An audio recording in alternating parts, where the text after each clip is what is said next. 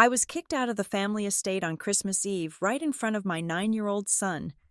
I did not cry or beg because I knew someone inside was listening. But when my grandmother called and spoke just one sentence, she turned our so-called family dinner into a courtroom. What she did next drained the oxygen from the room and left them all in terrified silence. My name is Harper Leland. I am 34 years old, and on this particular Christmas Eve, I was standing on the slate porch of a $6 million estate in Lake Norman, shivering in a thin windbreaker over my hospital scrubs. The wind coming off the water was sharp enough to cut glass, but it was not nearly as biting as the woman standing in the doorway, blocking my entry into the house I used to call home. My mother, Claudine Price, did not open the door wide enough to let the warmth spill out. She held it just slightly ajar, creating a physical barrier between the golden, pine-scented holiday world inside and the gray, freezing reality where I stood with my son. I could hear the faint sounds of jazz music and the clinking of crystal coming from the foyer, sounds that signaled a life of leisure I was no longer supposed to be part of. I looked down at myself. I had come straight from a 12-hour shift at the trauma center. There was a small, dark stain on the hem of my pants, likely iodine or coffee, and my sneakers were scuffed from running between operating theaters. I smelled like antiseptic and exhaustion. Beside me, my son Milo, who was 9 years old, adjusted his grip on the present he was holding. It was a clumsily wrapped box, covered in construction paper and excessive amounts of tape, containing a ceramic ornament he had painted specifically for his great-grandmother, Odessa. Claudine looked at the box with the same expression she used when inspecting a piece of fish at the market that she suspected had gone bad. She was wearing a silk dress that probably cost more than my car, her neck draped in pearls that caught the porch light. "You cannot come in looking like that. Harper," she said, her voice a hushed hiss. It was not a question. It was a statement of fact, delivered with a tight, pained smile, as if my very presence was a migraine she was trying to suppress. "Mom, it is Christmas Eve," I said, my voice steady despite the fatigue vibrating in my bones. "We drove 2 hours. Milo wants to see Nana." Claudine glanced over her shoulder, checking to see if anyone inside had noticed the unwanted delivery at the door. When she turned back to me, her eyes were hard. "We have guests. Harper, important guests. Sloane's parents are here from Charleston. The mayor might stop by. And you look like you just crawled out of a sanitation truck. It is not sanitary. And frankly, it is not appropriate for the atmosphere we are trying to curate tonight." I tightened my grip on Milo's shoulder. "We can go upstairs and change. I brought a dress. We can stay in the guest wing and come down when we are ready." Claudine let out a short, dry laugh, devoid of any humor. "There is no room in the guest wing," she said. I frowned. The house had 7 bedrooms. "What do you mean there is no room?" "Sloane's family has the East Suite," she recited, ticking off the inventory on her manicured fingers. "Your father and I are in the master. And Ethan needed the North Room." "Ethan is one person," I said, referring to my brother. "Why does he need a suite meant for 4 people?" "He has a lot of suits." "Harper," she said, as if this was the most logical explanation in the world. "He brought his entire winter collection to show father. He cannot have them wrinkled in a standard closet. He needs the space for his racks." I felt a cold shock settle in my stomach that had nothing to do with the winter air. My brother's silk suits had a room, and my 9-year-old son did not. I looked at her, searching for a trace of irony, but there was none. She was perfectly serious. My brother's vanity was more valuable to this family than my son's comfort. "So you are sending us away?" I asked, keeping my voice low so Milo would not hear the tremor in it. "Because Ethan needs closet space?" "It is not just the space, Harper, it is the vibe. You are intense. You bring this heavy, working-class desperation with you. It makes people uncomfortable. Look at you. You are wearing pajamas to a black-tie dinner." "They are scrubs. Mom, I save lives in them." "They are ugly," she countered, "and they smell like illness." She looked down at Milo. My son was staring up at his grandmother with wide, confused eyes. He had brushed his hair specifically for this dinner. He was wearing his best collared shirt, the one we had ironed together that morning. He looked small against the towering brick facade of the house. Claudine reached into the pocket of her dress. She pulled out a $20 bill. It was crisp, likely fresh from the bank, unlike the worn bills usually found in circulation. She did not hand it to me. She reached past me and tucked it into Milo's small hand, curling his fingers around it.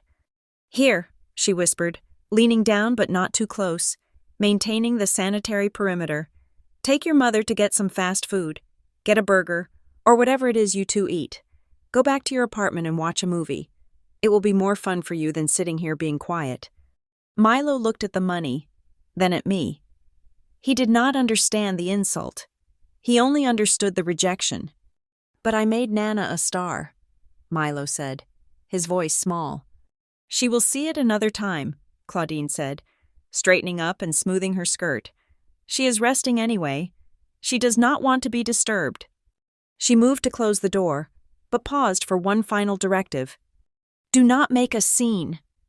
"Harper," she hissed, her eyes narrowing into slits.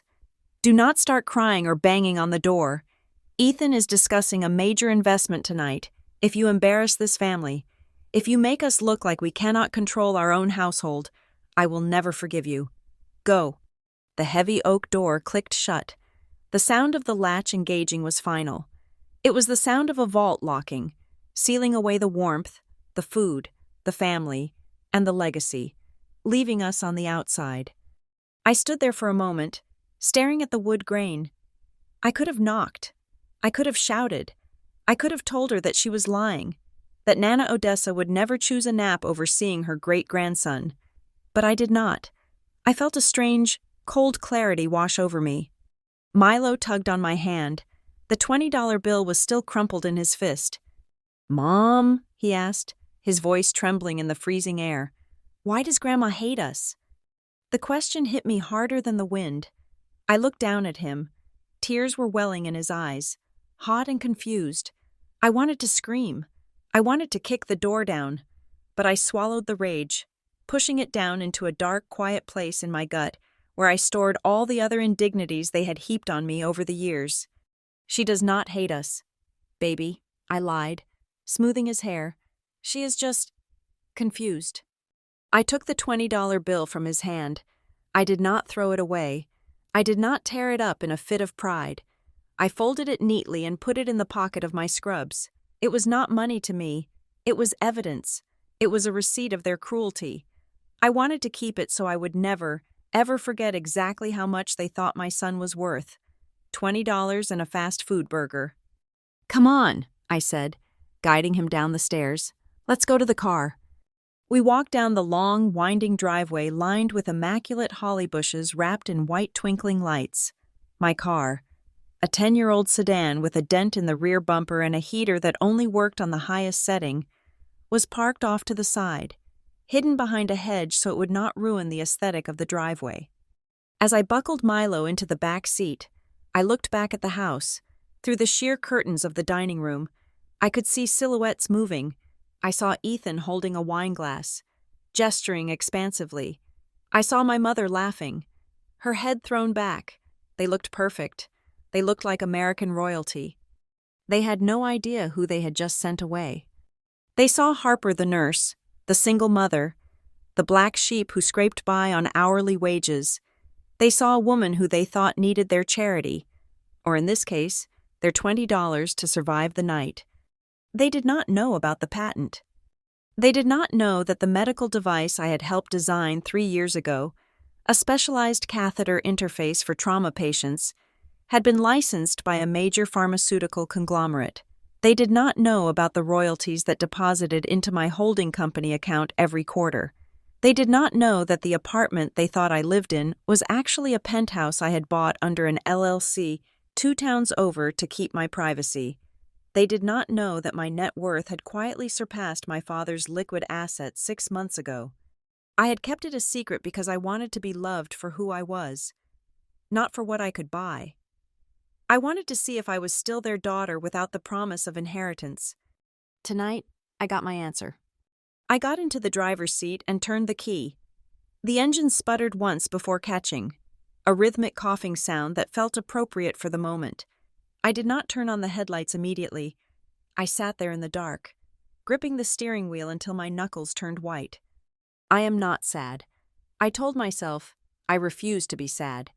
Sadness was for people who had no options. I had options. I had resources they could not even imagine. And now, I had motivation. I put the car in gear and drove toward the massive iron gates. As we passed through, the automatic sensors triggered the closing mechanism. I watched in the rearview mirror as the heavy bars swung shut, blocking out the view of the house, the lights, and the life I had been born into. Clang. The sound of the gate locking was heavy and final. It sounded like the end of a sentence. It sounded like a prison door closing, but for the first time in my life, I realized I was not the one trapped inside. They were. I turned onto the main road, the darkness stretching out before us. I was kicked out, humiliated, and dismissed. But as I drove away from the estate, I did not feel poor. I felt dangerous. I had barely made it 2 miles down the dark, winding asphalt of River Road when my phone lit up on the passenger seat. The screen glowed bright against the pitch-black interior of the car, displaying a photo I had taken last Easter. It was Nana Odessa, wearing a wide-brimmed hat and a smirk that suggested she knew something nobody else did. I stared at the screen for a second, my heart hammering against my ribs. I considered letting it go to voicemail. I did not think I could handle a polite rejection or a confused inquiry right now. I was still vibrating with the shame of the last 20 minutes, but the ringing was persistent, demanding, much like the woman herself. I tapped the speaker button. "Hello?" I said, my voice thick with the effort of holding back tears. "Harper? Where in God's name are you?" "Odessa." Price's voice did not sound like the voice of an 82-year-old woman who needed a nap. It sounded sharp, clear, and laced with impatience. It was the voice that had run a logistics empire for 4 decades before my father took the title of CEO. "I am driving home." "Nana," I said, glancing at Milo in the rearview mirror. He was looking out the window, tracing the raindrops on the glass. "Home? Why?"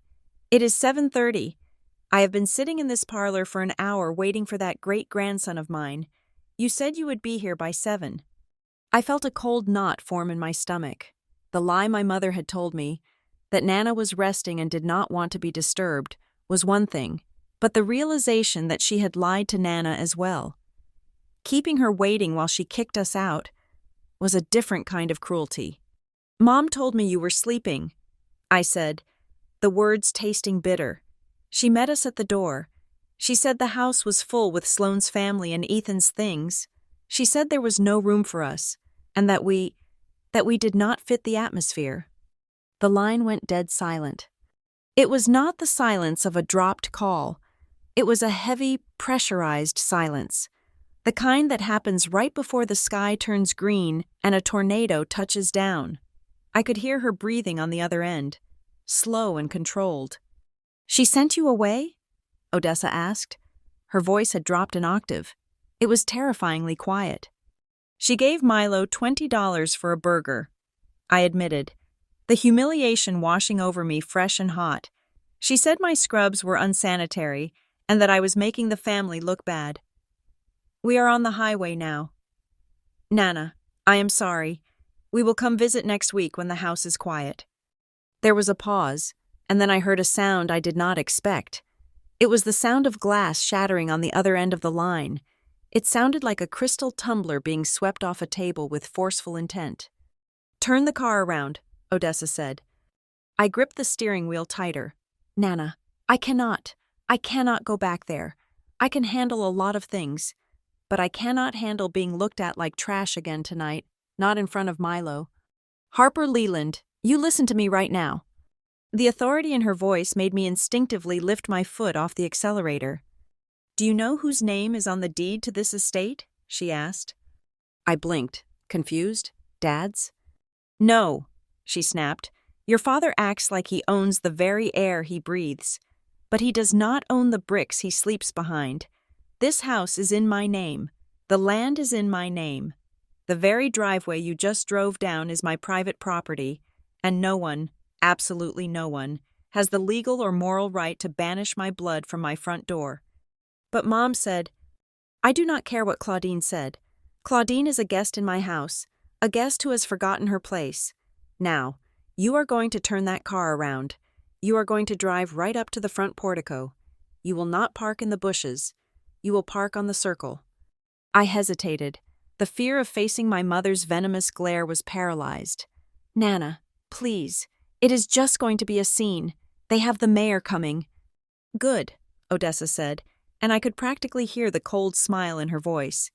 Let the mayor see. Let them all see. But Nana. Harper, stop being a victim. She cut me off. This is not about your pride. This is about power. It is about who is eating off whose back. They are feasting at my table and turning away my guests.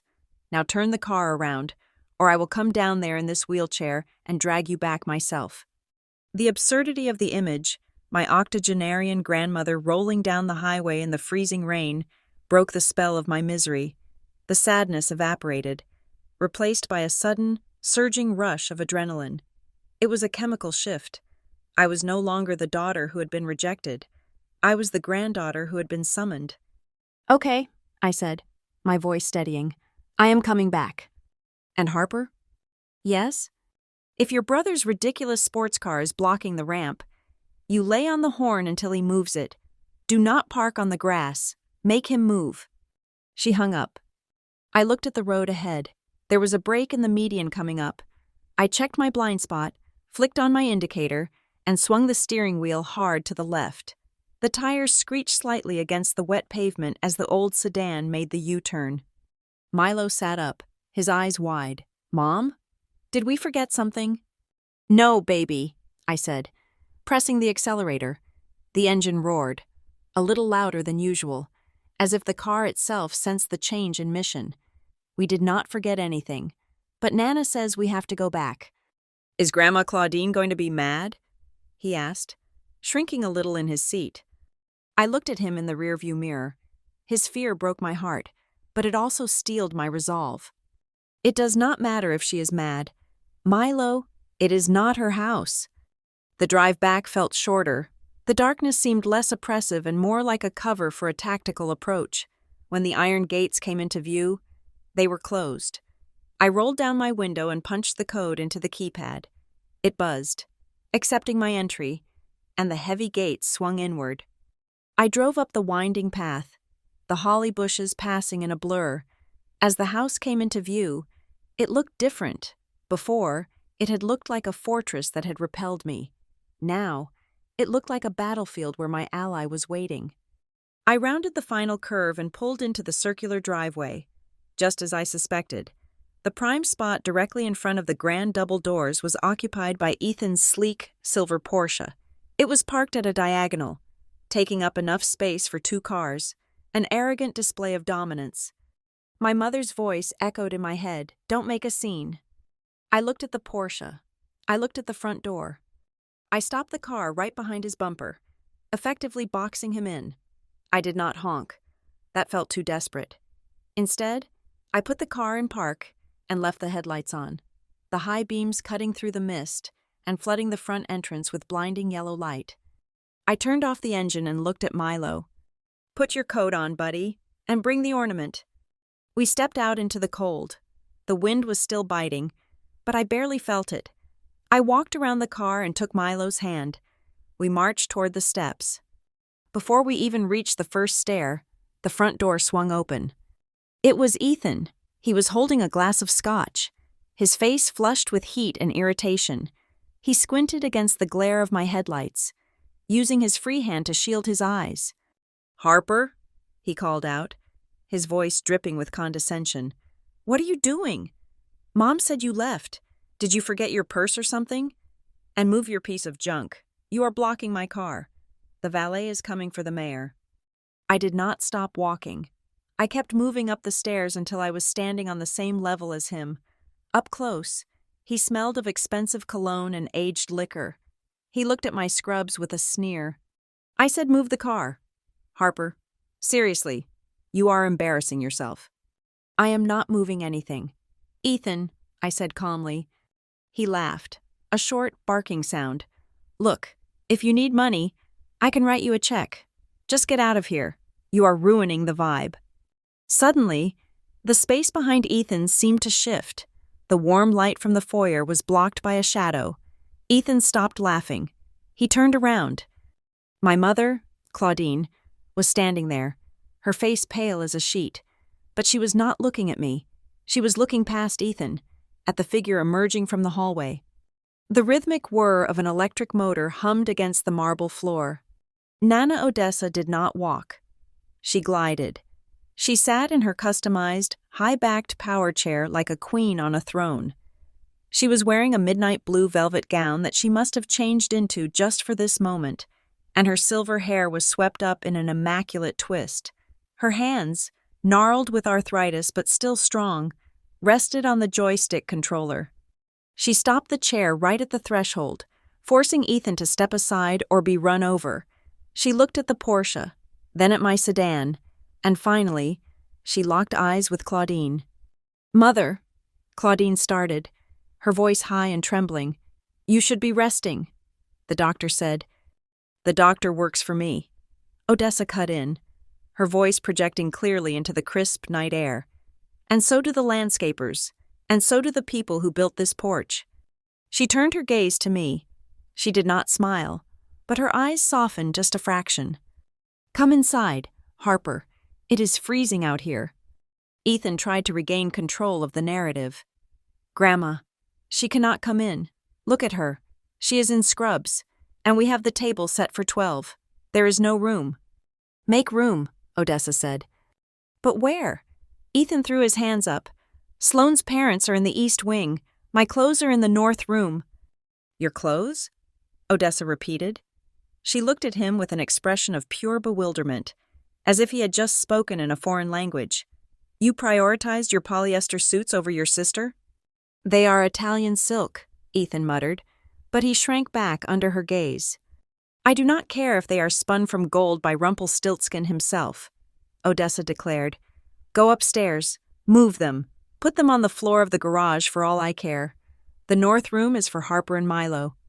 Claudine stepped forward, trying to use her body to block the view of the curious guests who were now peering out from the dining room. "Mother, please, we can discuss this later. We will discuss it now," Odessa said, rolling her chair forward so that she was fully outside, under the portico lights. She raised her voice so that everyone inside, Sloane, her parents, my father, and the waiting staff, could hear her perfectly. "This is my house. I built it with my husband 50 years ago. I have never turned away family on Christmas Eve, and I am not starting tonight just because my daughter has decided to play aristocrat." She pointed a shaking finger at Ethan. "Move your things. You have 10 minutes. If they are not out of the north room, I will have the staff throw them off the balcony." Ethan's jaw dropped.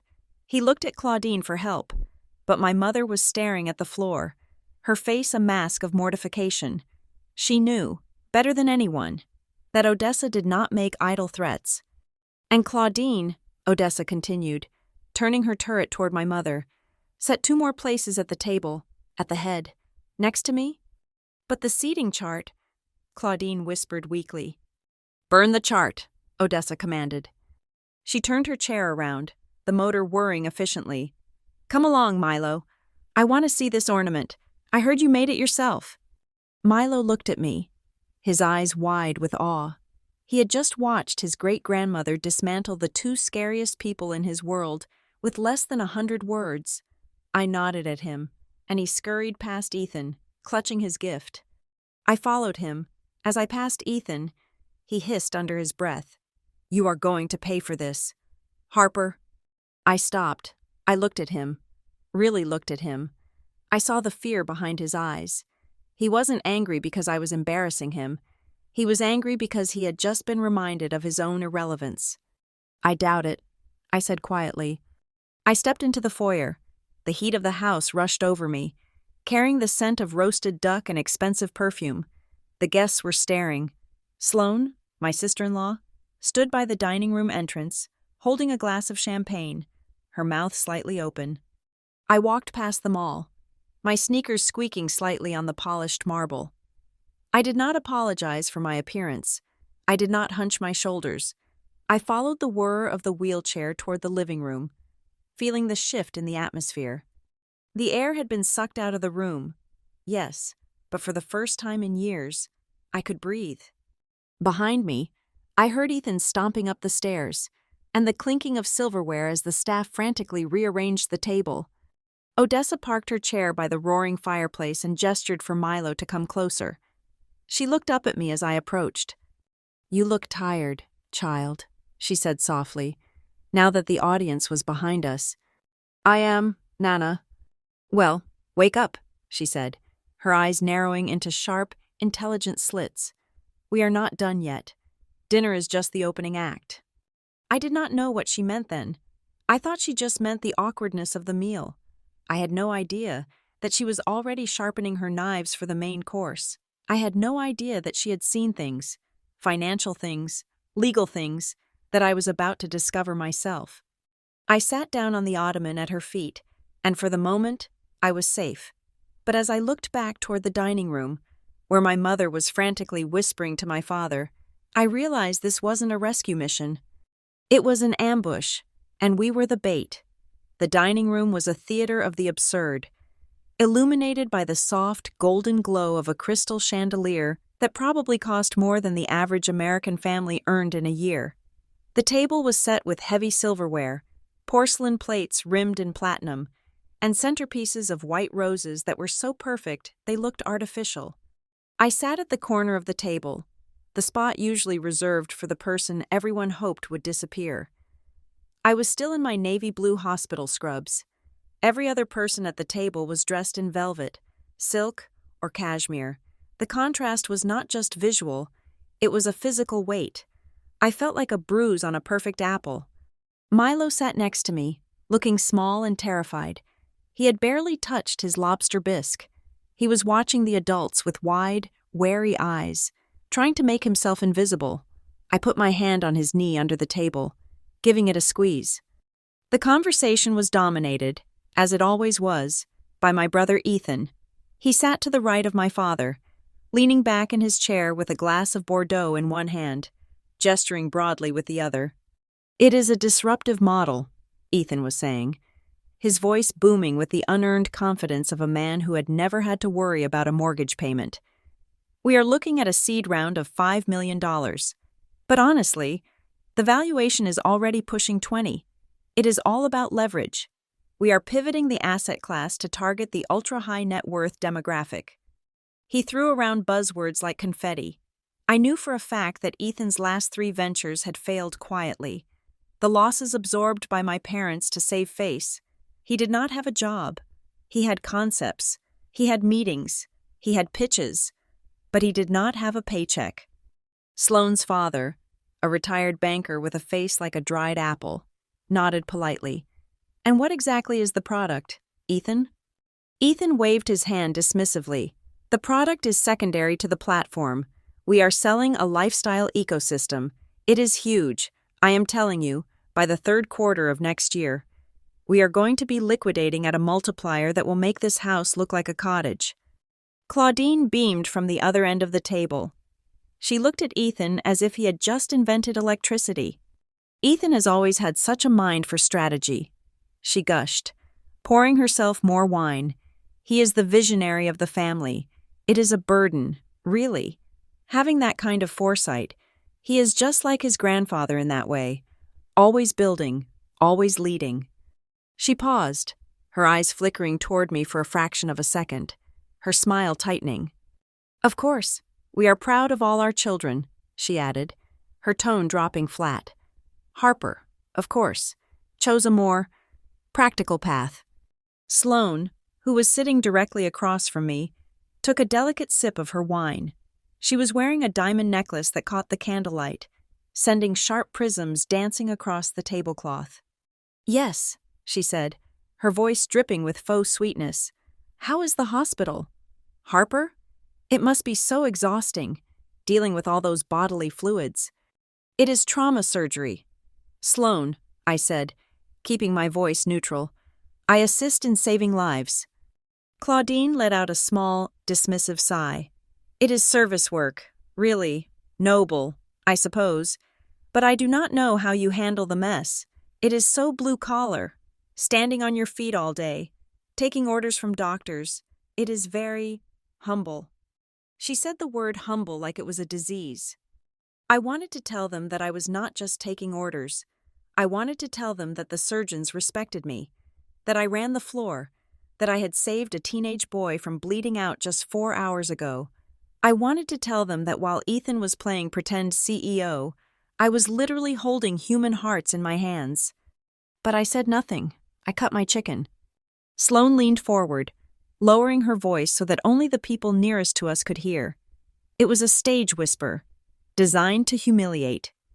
You know, she said, wrinkling her nose slightly, I was going to mention it earlier, but I didn't want to be rude. You really should have changed. Harper, you are bringing a certain scent to the table. I froze. What?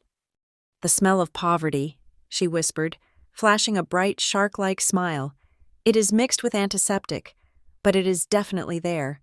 It is ruining the bouquet of the wine. My grip on my fork tightened until my knuckles turned white. I looked at her, searching for a shred of humanity, but found only the glassy stare of a woman who measured her self-worth by the label on her dress. Beside me, Milo shifted in his chair.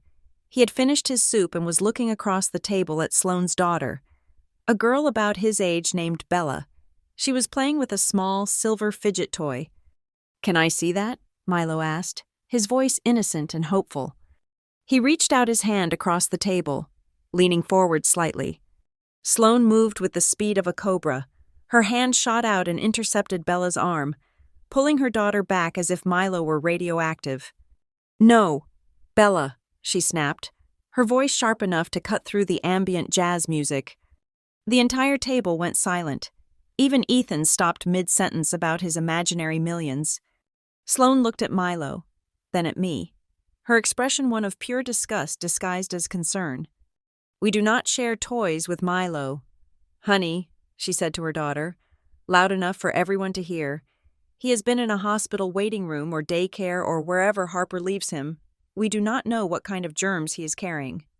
Sloane, I warned, my voice low. I am just being a responsible parent. Harper, she said, shrugging her bare shoulders, you are exposed to sick people all day. And let's be honest, your living situation is not exactly sterile. I do not want Bella catching anything exotic. Milo pulled his hand back as if he had been burned. He shrank into his chair, his face turning crimson. He looked at me, his eyes filling with tears, silently asking what was wrong with him. That was the moment. That was the moment something inside me snapped, but it did not snap like a dry twig. It snapped like a steel cable, whipping back with cold, kinetic energy. The hurt I had felt on the porch vanished. The shame evaporated. What replaced it was a freezing, absolute clarity. I looked around the table. I saw my father, Raymond, staring into his wine glass, pretending not to hear, refusing to defend his grandson because he was too afraid of his wife. I saw Claudine, looking smugly satisfied that the hierarchy was being enforced. I saw Ethan, smirking at his wife's cruelty. They were not family. They were a pack of wolves turning on the weakest member to feed their own egos. Then, I looked at the head of the table. Nana Odessa had not spoken a word since we sat down. She had been eating her soup with methodical precision, but now, she had stopped. Her spoon was resting in the bowl. She did not yell. She did not throw her wine glass. She simply lifted her eyes and looked at Sloane. It was a look of such profound, ancient judgment that the temperature in the room seemed to drop 10 degrees. It was the look of a matriarch who had built a dynasty from dirt and was watching it be populated by clowns. Sloane's smile faltered. She fidgeted with her napkin. What? Sloane asked nervously. I'm just thinking of the children's health. Odessa stared at her for 5 full seconds. Then she turned her gaze to Ethan, then to Claudine. She did not say a word. She just let the silence stretch, heavy and suffocating. until Ethan nervously cleared his throat and tried to restart his conversation about asset allocation. But the energy was gone. Odessa had killed the mood with a glance. She was watching them. She was cataloging them. I realized then that she was not just a disappointed grandmother. She was a general surveying a battlefield, identifying the traitors before the execution. I leaned down to Milo. "It is okay," I whispered in his ear. "You are clean. You are perfect. And you are worth 10 of them. Eat your roll." I sat up straight. I picked up my wine glass and took a sip. It was an expensive vintage, smooth and complex, but it tasted like vinegar in this room. I looked at Ethan, who was now sweating slightly as he tried to impress the banker. I looked at Claudine, who was nervously arranging her silverware. This was not a family dinner. This was a power struggle. They were terrified. They were terrified of losing their status, terrified of the money running out, terrified of the woman at the head of the table dying and leaving them to fend for themselves. And because they were terrified, they needed someone to kick. They needed me to be the failure so they could feel like successes. But they had made a miscalculation. They assumed I was weak because I was kind. They assumed I was poor because I was quiet. "I am going to destroy you," I thought, the realization blooming in my mind like a dark flower. Not with a gun, and not with a shout. I am going to buy the ground out from under your feet. The dinner dragged on. The main course was cleared. The dessert forks were laid out. The air was thick with tension and the smell of roasting coffee. "I need some water," I said, standing up. Claudine looked up, annoyed. "There is water in your glass." "Harper." "I prefer ice," I said calmly. I did not wait for permission. I pushed my chair back and walked away from the table. I needed a moment to breathe, to let the adrenaline settle before I did something reckless. I walked out of the dining room, through the butler's pantry, and toward the kitchen. But as I passed the hallway that led to the library, I heard a voice. It was not the booming, arrogant voice Ethan used at the table. It was a hushed, frantic whisper. I stopped. The sound was coming from the small service alcove near the back stairs, a place where people went when they did not want to be heard. I should have kept walking. I should have gone to the kitchen, got my ice, and gone back to the slaughter. But something in the tone of the voice made my skin prickle. It was the sound of desperation. I stepped closer to the wall, pressing my back against the damask wallpaper. "Please, you have to give me another week," the voice hissed. It was Ethan. I held my breath. I stood there in the shadows, my heart hammering against my ribs, and I realized I had just walked away from a table of insults and stumbled into the room where the real knives were being sharpened. The service alcove was a narrow sliver of space between the dining room and the industrial-grade kitchen, designed for servers to disappear into, so the wealthy occupants of the house would not have to witness the mechanics of their own dinner. It smelled of stale coffee and silver polish. I pressed my back against the cold plaster wall. My breath held so tight in my chest that my lungs burned. On the other side of the thin partition, my brother Ethan was pacing. I could hear the scuff of his dress shoes on the hardwood floor, a frantic, erratic rhythm that matched the terror in his voice. "Listen to me," he hissed into the phone. "You cannot call the house line. Do you understand? If my father picks up, the whole thing blows up." I ceased to be a sister in that moment. I ceased to be a nurse or a daughter. I became a recording device. I slid my hand into the pocket of my scrubs, my fingers trembling as I unlocked my phone. I did not look down. I knew the interface by heart. I swiped to the voice memo app and tapped the red circle. The timer started counting. 0 seconds, 1 second, 2 seconds. "I do not have the $50,000 tonight," Ethan said, his voice cracking. He sounded nothing like the titan of industry he had pretended to be at the dinner table 5 minutes ago. He sounded like a cornered animal. "But the asset is secured. I swear to you, it is a matter of 48 hours. He paused, listening to whoever was on the other end. I could hear the faint, angry, tinny sound of shouting coming from his receiver. "No," Ethan whispered, a sharp, desperate sound. "Do not threaten me. You know who my family is. We are good for it. The The papers are being drawn up tonight. I leaned closer to the gap in the doorframe. My heart was hammering against my ribs so hard, I was terrified the microphone would pick it up. What papers? I thought. Yes. Guardianship, Ethan said, answering my unspoken question. We are filing for emergency temporary guardianship on Monday morning. The grounds are dementia. Severe cognitive decline. She is a danger to herself. Once the judge signs off, I get power of attorney over the accounts. I will wire you the full principal plus the interest by Tuesday noon. The blood drained from my face. I felt a wave of nausea so strong I had to bite my lip to keep from gagging. They were not just waiting for Nana to die. They were accelerating the process. They were planning to strip her of her legal rights, declare her insane, and loot her estate while she was still breathing. And the house? Ethan asked, evidently responding to a question. Yes. The Lake Norman estate is the first thing to go. The market is hot. We can liquidate it in 30 days. I already have a private buyer lined up who wants the land for condos. We just need to get the old lady out. Get her out. He spoke about our grandmother, the woman who had paid for his college, his cars, his 3 failed startups, as if she were an infestation of termites. But what about the medical evaluation? The voice on the phone must have asked. Ethan laughed, but it was a dry, nervous sound. That is the genius part. My sister is here. Harper. She is a trauma nurse. She has credentials. I'm going to get her to sign a statement witnessing a behavioral episode. If a medical professional from the family says she is losing it, the judge will rubber stamp it. Harper is soft. She is broke. I will throw her a few $1,000s, and she will sign whatever I put in front of her. The betrayal hit me like a physical blow to the stomach. It was not just that they were greedy. It was that they held me in such low regard that they thought I could be bought. They thought my integrity was worth a few $1,000s. They thought I was so desperate, so pathetic, that I would sell out the only person who had ever loved me just to pay my rent. I stared at the phone screen in my hand. 1 minute and 14 seconds recorded. I needed to get out. I had enough. I had the smoking gun. But just as I shifted my weight to retreat back toward the kitchen, the door from the hallway opened. I froze.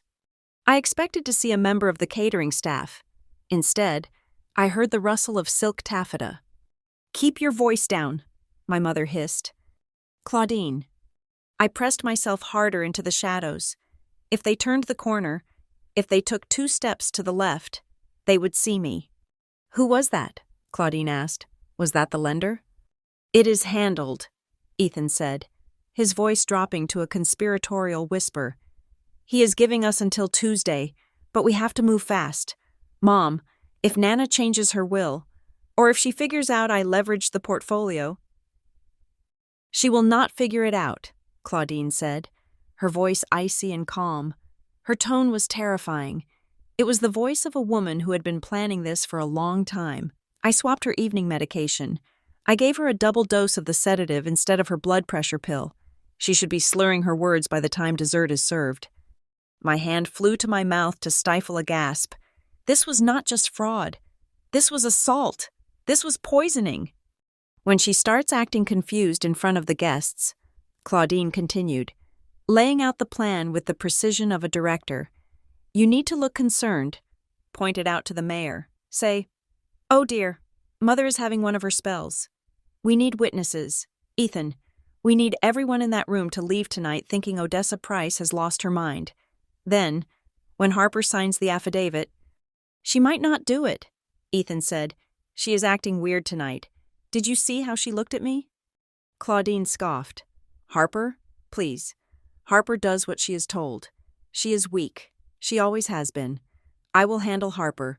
You just make sure the paperwork is ready for the notary on Monday. Once we have the signature, we can put Mother in the Shady Acres facility by Wednesday. I have already spoken to the director. They have a secure unit. No phones, no visitors without guardian approval. A secure unit. They were going to lock her away. They were going to isolate her from the world, drug her into silence, and sell everything she had built. I looked down at my phone. 2 minutes and 40 seconds. I tapped the stop button, then, with shaking fingers, I immediately selected the file and hit Upload to cloud drive. I watched the small blue progress bar inch across the screen. 10%. I heard footsteps. We should go back, Claudine said. If we are gone too long, people will talk. Fix your tie. You look sweaty. 50%. I need a drink, Ethan muttered. 70%. Just keep it together for one more hour, Claudine commanded. After tonight, we are free, we get the money, and we get rid of the burden. 100%. Upload complete. I slipped the phone back into my pocket, just as the door to the dining room swung open and then clicked shut. They were gone. I stood in the alcove for a long time, listening to the hum of the refrigerator. My heart was slowing down, but my blood was running cold. A strange transformation was taking place inside me. The fear was evaporating, replaced by a cold, hard resolve. I had walked into this alcove as a victim. I was the poor relation, the disappointment, the girl who wore scrubs to a black-tie dinner. I was the one they thought they could use. But I was leaving this alcove as the executioner. They wanted a nurse? Fine, I would give them a nurse. A nurse knows how to triage. A nurse knows how to stop the bleeding. And a nurse knows exactly how to cut out the infection to save the patient. I smoothed the front of my scrub top. I wiped the sweat from my forehead. I took a deep breath, filling my lungs with the stale air of the hallway, and then I exhaled the last remnants of my hesitation. I walked into the kitchen. I grabbed a pitcher of ice water from the counter. I did not need it anymore, but I needed a prop. I pushed through the swinging door and re-entered the dining room. The scene was exactly as I had left it, but everything looked different to me now. The candlelight seemed harsh. The laughter seemed grotesque. I looked at Ethan, who was back in his seat, laughing a little too loudly at something the banker said. I looked at Claudine, who was smiling her practiced hostess smile, her hand resting affectionately on my father's arm. They looked like monsters. I walked back to the table. My movements were fluid and precise. I set the water pitcher down. I pulled out my chair. "Did you get lost?" Sloane asked, smirking. "We were about to send a search party, or at least, the maid." I looked at her, really looked at her. I saw the insecurity behind the diamonds. I saw the debt behind the designer dress. "I am fine," I said. My voice was calm. It was steady. It was the voice I used when I had to tell a family that their loved one had died on the table, or when I had to tell a surgeon that he had nicked an artery. It was a voice of absolute authority. I sat down next to Milo. He looked up at me, sensing the change. "Mom?" he whispered. "Are you okay?" "I am better than okay." "Milo," I said softly, unfolding my napkin. I looked down the length of the table toward Nana Odessa. She was watching me. Her blue eyes were sharp, scanning my face. She saw it. She saw the shift. She saw that the granddaughter who had left the table 10 minutes ago was not the same woman who had returned. She glanced at Ethan, then back at me. A microscopic question. I gave a nearly imperceptible nod. Odessa's eyes narrowed. She understood. She did not know the details, but she knew the stakes had changed. She reached for her wine glass, the one Claudine had likely drugged, and brought it to her lips. But she did not drink. She merely tilted the glass, wetting her lips, and then set it back down. She knows, I realized. She has always known they were wolves. She just did not know they were ready to bite tonight. Claudine clapped her hands together lightly. "Well," she announced, her voice bright and brittle, "I think it is time for coffee and dessert in the living room. Ethan, why don't you help your grandmother?" Ethan stood up, rushing to Odessa's side with a performance of concern that made my stomach turn. "Here, Nana, let me help you with your chair. You look a little tired. Are you feeling confused?" He said the word confused loud enough for the mayor to hear. Odessa looked at him. She did not resist. She let him unlock the brakes on her chair. "I am quite tired. Ethan," she said. Her voice was acting, too. It was a little frailer than before. "Perhaps I do need to lie down soon." "Perfect," Claudine said, exchanging a triumphant look with Ethan. "Just relax. Mother, we will take care of everything." I stood up, I took Milo's hand. "Come on, buddy," I said. "Let's go to the living room." I followed them out. I watched my brother push my grandmother's wheelchair, his hands resting on the handles like he was steering a pile of cash toward a furnace. I watched my mother usher the guests, planting seeds of doubt about Odessa's sanity with every whisper. They thought they had won. They thought the game was over. I touched the phone in my pocket. The metal was warm against my thigh. They wanted to use me as a rubber stamp to sign away a life. They wanted my signature to validate their theft. I looked at Ethan's back. If you want a signature, I thought, I will give you one, but I will not be a stamp. I will be a knife, and I am going to carve the truth right into the center of this family, no matter how much it bleeds. By midnight, the masquerade was finally over. The mayor had departed with a polite, stiff wave, clearly unsettled by the undercurrent of tension that had plagued the dessert course. The banker and his wife had fled shortly after, citing an early flight, though I suspected they just wanted to escape the suffocating atmosphere of the Price family drama. The house, usually a pristine museum of wealth, looked like the aftermath of a riot. Crystal glasses were scattered on every surface, half filled with stagnant red wine. Napkins littered the floor like white surrender flags. My brother Ethan had collapsed onto the leather sofa in the den, his tie undone, snoring with a wet, heavy rhythm that suggested he had consumed at least half a bottle of scotch. Sloane was in the foyer, aggressively typing on her phone, likely venting to her friends about the disaster of an evening. My mother, Claudine, stood in the center of the living room, surveying the wreckage. She looked exhausted, her makeup settling into the fine lines around her mouth, but her commander-in-chief persona was still intact. She spotted me standing by the fireplace, where I had been keeping a protective watch over the hallway leading to the guest room where Milo was finally asleep. "Harper," she snapped, not bothering to look at me directly, "since you are dressed for manual labor, you can help clear the crystal. The cleaning crew does not come until Monday, and I will not have sticky wine rings on the mahogany all weekend." She gestured vaguely at the mess. "Wash them by hand," she instructed, "and dry them immediately. Water spots are tacky." I looked at her. I could have refused. I could have told her that I was a guest, that I was exhausted, or that I was currently holding digital evidence of her son's conspiracy on my phone. But I needed cover. I needed a reason to be awake and moving through the house while everyone else went to bed. "Of course, Mother," I said, keeping my head down. "I will take care of it." "Good," she said, yawning.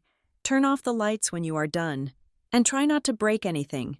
We have lost enough value tonight with your grandmother's little performance." She swept up the stairs, leaving me alone with the dirty dishes and the sleeping drunkard in the den. I began gathering the glasses, stacking them on a silver tray. I carried them to the kitchen, the silence of the house pressing in on me.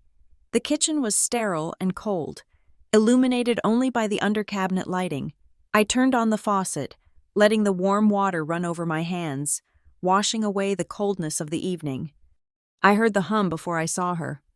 The rhythmic whir of the electric wheelchair motor was soft, barely audible over the running water. I turned off the tap. Nana Odessa rolled into the kitchen from the darkened hallway. She was still in her velvet gown, sitting upright, her face pale but her eyes burning with a lucid intensity that defied the dementia narrative my family was spinning. She did not say a word. She rolled up to the island where I was standing. She reached into the folds of her dress and pulled out a small, heavy object. She placed it on the granite counter and slid it toward me. It was a key. It was old, made of brass that had darkened with age, with a complex set of teeth that belonged to a lock made decades ago. "The study," she whispered. Her voice was barely a breath, terrified of carrying to the upper floors. I looked at the key, then at her. "Behind the painting of the fox hunt," she continued, her eyes locking onto mine. "The safe." I nodded slowly, understanding the gravity of the request. "But I do not know the combination." "Nana." She leaned forward, gripping the armrest of her chair. "The day you ran away," she said. I froze. It was a memory I had not thought about in 20 years. I was 14. Claudine had thrown away my sketchbook because she said art was a distraction from marrying well. I had packed a backpack and walked 6 miles to Nana's old townhouse in the city. I arrived at her doorstep in the rain, shivering and defiant. She hadn't called my parents. She had made me hot cocoa and told me that independence was the most expensive thing in the world, but it was the only thing worth buying. August 15th, I whispered. August 15th, 1999, she confirmed. That is the code. Go now, before Claudine wakes up to check the locks.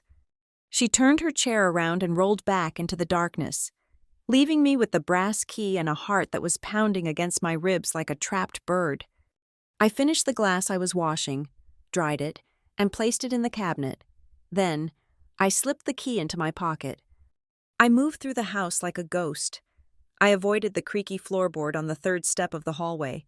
I skirted the edge of the den where Ethan was sleeping, holding my breath as he shifted and groaned in his sleep. The study was at the far end of the east wing. It was my grandfather's sanctuary, a room of dark oak paneling, leather books, and the smell of pipe tobacco that had lingered for 20 years after his death. It was the one room in the house Claudine rarely entered because she said it smelled musty. I eased the heavy door open and slipped inside. I did not turn on the overhead light. I used the flashlight on my phone, keeping the beam pointed at the floor to avoid casting shadows under the door gap. The room was cold.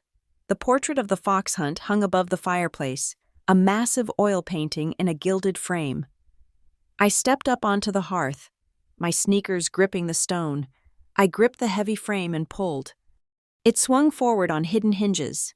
Behind it, embedded in the stone of the chimney, was a steel safe. It looked impenetrable. I took a deep breath. I spun the dial. 81599. There was a mechanical click, heavy and satisfying. I pulled the handle. The heavy steel door swung open with a groan that sounded like a gunshot in the silent room. I shined my light inside. It was not empty. It was stuffed to the bursting point with manila envelopes, stacks of paper, and leather-bound ledgers. I pulled out the first stack. It was a bank statement from the family trust. I flipped it open. My eyes scanned the lines, and my stomach dropped. There were withdrawals, massive ones. January 4th, $50,000, consulting fee, THP Ventures.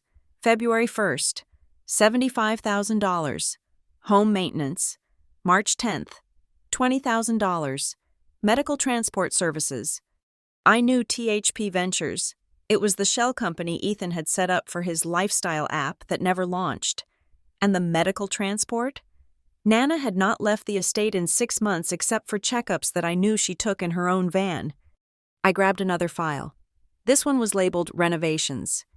Inside were invoices for Italian marble, custom silk draperies, and a pool resurfacing project. I looked at the dates. These were for last month, but there had been no renovations at the estate. Then I saw the address on the invoice.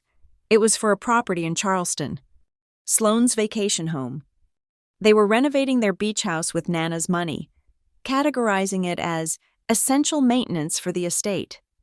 But these were just petty thefts compared to what I found at the bottom of the stack.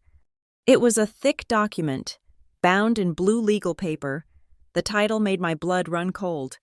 Secondary Mortgage and Home Equity Line of Credit Agreement. I flipped through the pages, my hands shaking so hard I almost dropped the phone. The loan amount was staggering, $3 million. They had leveraged the estate, Nana's home, the land, everything, to the absolute limit. I turned to the signature page. There, on the line for owner-borrower, was the signature, Odessa Marie Price. But it was wrong. Nana's handwriting was spidery and sharp, with distinct, aggressive loops. This signature was shaky, hesitant. It looked like someone trying to draw her signature rather than write it. It was a forgery, a bad one. And then, clipped to the back of the loan agreement, I found the letter that made the timeline clear. It was a notice of default from a private equity lender. Dear Mrs. Price, this letter serves as a final notice. Your account is 60 days past due. Unless the arrears of $120,000 are paid in full by January 15th, we will initiate foreclosure proceedings. January 15th, that was 3 weeks away. I realized then why Ethan was so desperate, why they needed to put her in a home, why they needed guardianship by Monday. They did not just want to steal the money was already gone. They had spent it all. They needed the guardianship to sell the house immediately, pay off the loan shark lender before the foreclosure went public, and bury the evidence of the forgery. If the house was foreclosed on while it was still in Nana's name, the bank would investigate, the forgery would be discovered, Ethan and Claudine would go to prison. But if they declared her incompetent, Ethan became the legal guardian. He could sell the house for her care, pay off the debt quietly, and no one would ever look at the original loan documents again. They were not just thieves, they were drowning, and they were using Nana's body as a raft to keep themselves afloat. I felt a cold rage settle over me. It was sharper and deadlier than the anger I had felt at dinner. This was criminal. I placed the documents on the desk. I opened the scanning app on my phone. I worked with the efficiency of a triage nurse. Snap, scan, upload, next page, snap, scan, upload. I photographed the forged signature next to a sample of Nana's real signature from an old birthday card I found in the desk drawer. The difference was laughable. I photographed the foreclosure notice. I photographed the invoices for Sloane's beach house. I photographed the transfers to Ethan's shell company. I created a folder in my secure cloud drive. I named it the price indictment. I was just scanning the final page. A letter from a neurologist I had never heard of, recommending immediate institutionalization, when I froze. The house was old. It settled and groaned in the wind, but this sound was different. It was the distinct, high-pitched creak of the floorboard just outside the study door, the one I had carefully avoided. Someone was in the hallway. I killed the flashlight on my phone instantly. The room plunged into darkness, save for the faint moonlight filtering through the heavy curtains. I stood motionless, my heart hammering against my ribs so hard I thought it would crack them. I clutched the phone to my chest. The doorknob turned. It was a slow, deliberate rotation. The brass mechanism clicked. I held my breath. I had nowhere to hide. If they turned on the light, I was standing there with the safe open and the evidence spread out on the desk like an autopsy. The door creaked open a few inches. A slice of yellow light from the hallway cut across the Persian rug. "Harper?" a voice whispered. It was not Ethan. It was not Claudine. It was Sloane. Her voice was not malicious. It was trembling. "Harper, I know you are in there," she whispered, pushing the door open wider. Her silhouette was framed in the light. She was clutching her silk robe tight around her body. I did not move. I did not breathe. She took a step into the room, peering into the darkness. "Harper, please," she hissed. "I saw you come in here. I need to talk to you. Before Ethan wakes up." I hesitated. Was this a trap? Was she acting as a scout for the others? But then she said something that made me lower my guard just a fraction. "I saw the foreclosure letter. Harper, I found it in the mail 2 days ago. I know we are broke." I reached out and clicked on the desk lamp. The sudden pool of yellow light flooded the room, illuminating the open safe, the scattered papers, and my face. Sloane blinked, her eyes adjusting, then she looked at the desk. She saw the forgery. She saw the bank statements.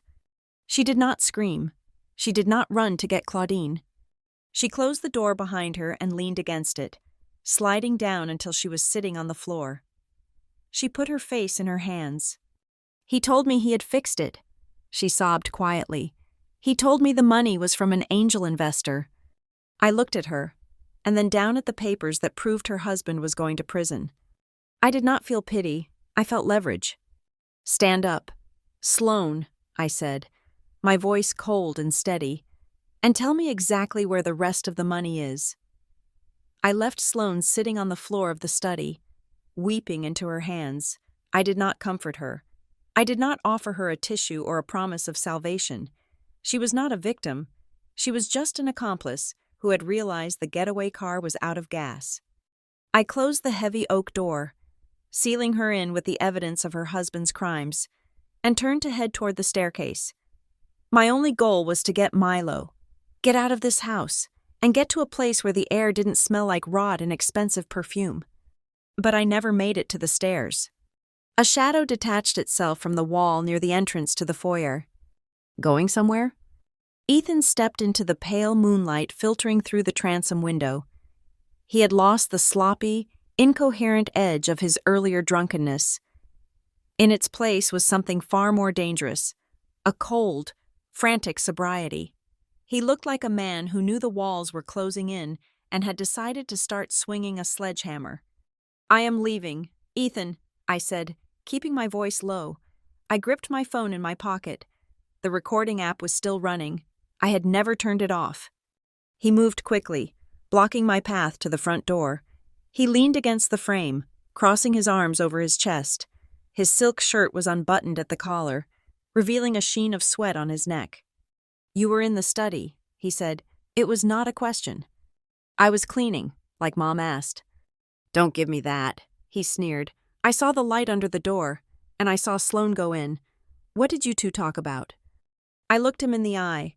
We talked about how much Italian marble costs, Ethan, and how hard it is to pay for it when you don't actually have a job. His face twitched. The facade of the confident entrepreneur cracked, revealing the bully underneath. He took a step toward me, invading my personal space. The smell of stale scotch and fear was overpowering. "You think you are smart, don't you?" he whispered. "You think because you found some papers, you have leverage?" I didn't say anything. I just watched him. "Let me explain how the world works. Harper," he continued, his voice dripping with condescension. "You are a nurse. You wipe bottoms and change bandages for an hourly wage. You wear scrubs. You drive a car that is worth less than my watch. Do you really think anyone is going to listen to you?" I took a half step back, feigning intimidation. I wanted him to feel powerful. I wanted him to feel safe enough to say the quiet parts out loud. "I can show them the papers," I said, making my voice tremble slightly. "The bank notices, the signature." Ethan laughed. It was a dark, ugly sound. "Papers? Papers can be forged. Harper, and who do you think the judge is going to believe? Ideally, he will believe the son who has been managing the family estate for years, or maybe he will believe the desperate, single mother who has a history of instability." My blood ran cold. Instability? "I am going to destroy you, Harper," he said, leaning in so close I could feel the heat of his breath. "If you try to stop this guardianship, if you try to show those papers to anyone, I will make it my life's mission to ruin you." "How?" I asked. "I have done nothing wrong." He smiled, and it was the smile of a predator. "I have friends on the state medical board. Did you know that? We play golf at the club. All it takes is one phone call, one anonymous report about a nurse stealing medication, or maybe a report about a nurse showing up to work under the influence." "You wouldn't," I whispered. "That is my license. That is how I feed my son." "Oh, I would," he assured me. "An investigation alone would get you suspended. Without pay. How long can you survive without a paycheck? Harper, 2 weeks? A month? You will be on the street before the hearing is even scheduled." I let the silence hang there, letting the recording capture every syllable of his threat. "And then there is Milo," he added. My hand tightened around the phone in my pocket until my fingers ached. "Leave Milo out of this." He shrugged, examining his fingernails. "You know, the family courts look very unfavorably on unstable, unemployed mothers, especially ones who drag their children into toxic family disputes. If I have to, I will petition for custody. I will argue that you are unfit. I have the money for the lawyers.